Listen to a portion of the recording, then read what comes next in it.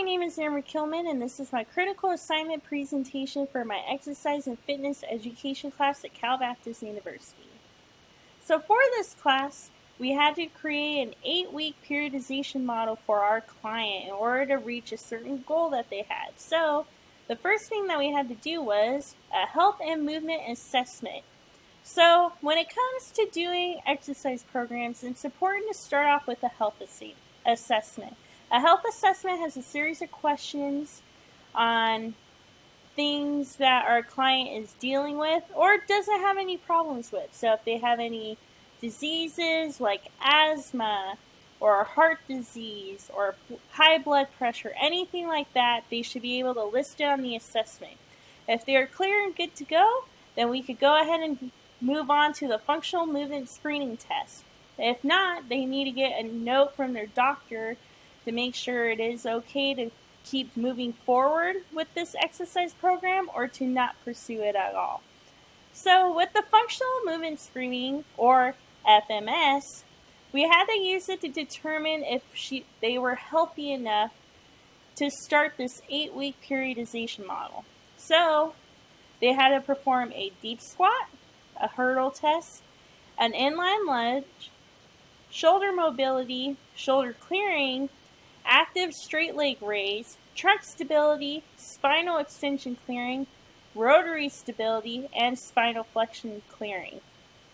So these tests were used to determine if they were healthy, and so they are known they aren't in pain. The 3 clearing tests help show that if they feel any pain, they should not move forward with having an exercise program. So the things that I noticed for my client was, my client's right side of the body is much stronger than her left. She had problems with her rotary stability and her inline lunge. She lost balance very easy. So it's important to make sure that her strength on her left side is strong enough for her to continue. So that was one of the goals that we had for the 8-week periodization model. Also on her health assessment, it showed that she has asthma. So I made sure to tell her that she had to get a clearance from her doctor, and she was able to give me that clearance form, so we were able to move forward with the 8-week periodization model. So for this model, I needed it to be an aerobic-based exercise design. Because my client's goal is to lose 3% of body fat in 8 weeks. Losing a body fat percentage is a much more smart goal than just saying I want to lose 10 pounds in a week, because this is a better idea than trying to just lose a ton of weight like really fast. So we had her pick about 3% in 8 weeks because that is a good measurable goal. I also, during this process, I wanted her to focus on her balance and strengthening on her left side. So it needed to be an aerobic-based workout. So the aerobic part of the workout had much more days that she had to focus on for aerobic, while the other 2 were secondary because she is focusing on body fat loss. And aerobic workouts help with body fat loss. So the aerobic exercises for this model were on Monday, Wednesday, and Saturday. The resistance exercises were on Tuesday and Friday, and the yoga, which is for her balance, which I called a recovery day, were on Thursdays, and the second mesocycle, they were on Sundays. So this model was created to have a more balanced feel for her aerobic exercise. So these were the different exercises that I had her do. So the first one on top, this one right here, that was the final day of the 8-week periodization model. So what we did was we started off with 3. So we started off with the warm-up, the 20-yard sprint, and then a cool-down walk for 1/4 of a mile. But as the week went on in the first mesocycle, we got it all the way for the 4th week up to what you see here. And then in the second mesocycle, we started over. So then that way we can up the intensity and give her a little bit more of a challenge when it came to the second week.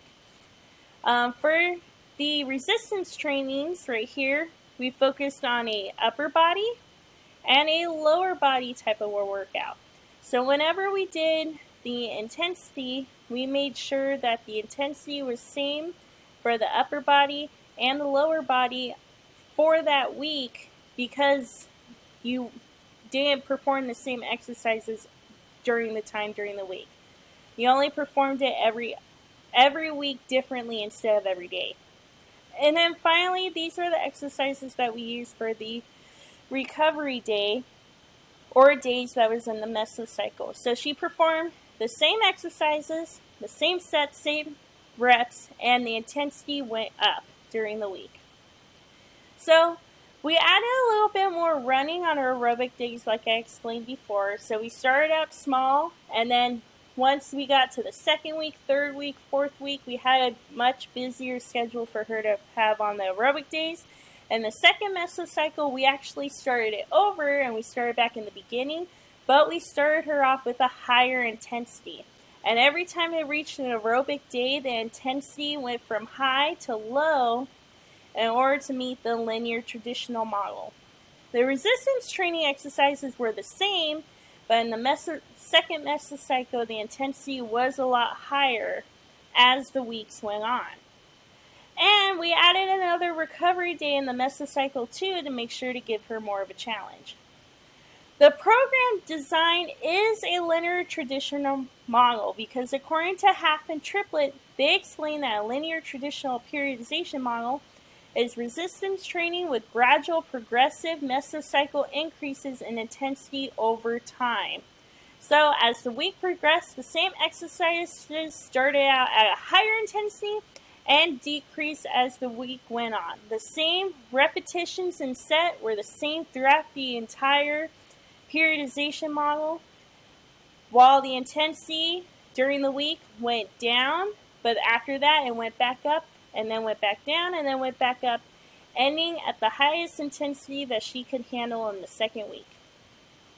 So, some different exercises technique that she had issues with was the leg extension without machine or weights.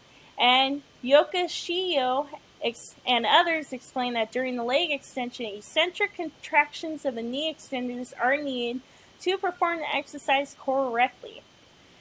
Bench press without bench or weights, Alizadeh and others found that during their research, when it comes to male and females, greater push-up repetitions were completed compared with similar load bench press.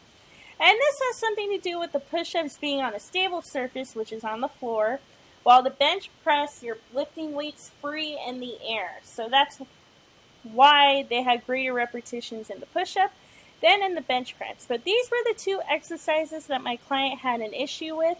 And here's a link to the video in which I went over what she could do to better herself during these exercises, what muscles they perform, what techniques are important in order to finish these exercises.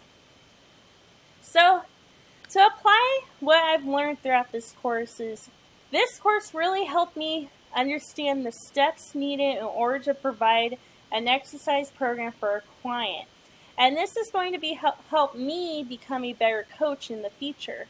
I'm already a coach at a high school, but I would like to coach in a collegiate environment so I can better myself and get myself out there.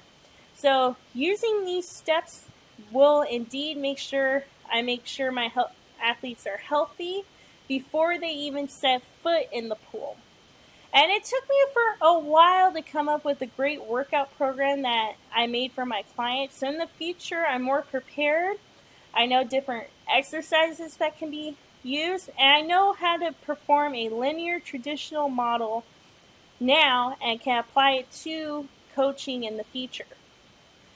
Here are some Bible references that I felt really integrated into what I learned during this course. So, and the centurion Jesus said, "Go, let it be done for you as you have believed." And the servant was healed at that very moment. How God anointed Jesus of Nazareth with the Holy Spirit and with power. He went about doing good and healing all who were oppressed by the devil, for God was with him. You yourselves, like living stones, are built up as a spiritual house, to be a holy priesthood, to offer spiritual sacrifices acceptable to God through Jesus Christ. So, when it comes to integrating faith, it's important to know that not only will I be helping my client, but God will be helping as well. We're both here to help make sure that our clients go through a nice, repetitive, healthy cycle. So our clients are making sacrifices, like for example, mine wanting to lose 3% of body fat. So she's making the sacrifice to go from an unhealthy lifestyle to a much healthier lifestyle. And that's what God and Jesus did. They helped us see and make our spiritual sacrifices to make sure that we can have the living stones being built up for our spiritual house. So it's important that even though we as coaches are coaching our athletes or clients, we have to make sure to remind them that God is helping them through this process as well.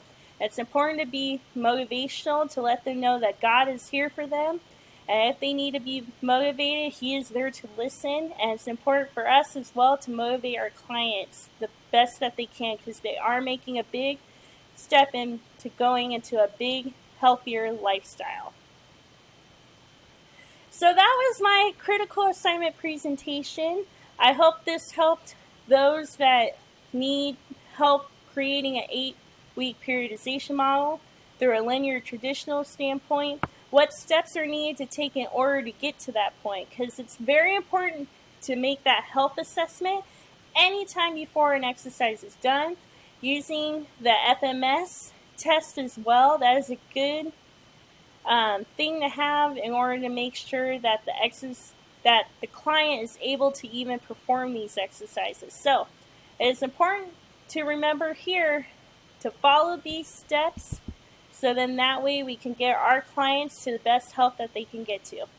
That was my project, and thank you for watching.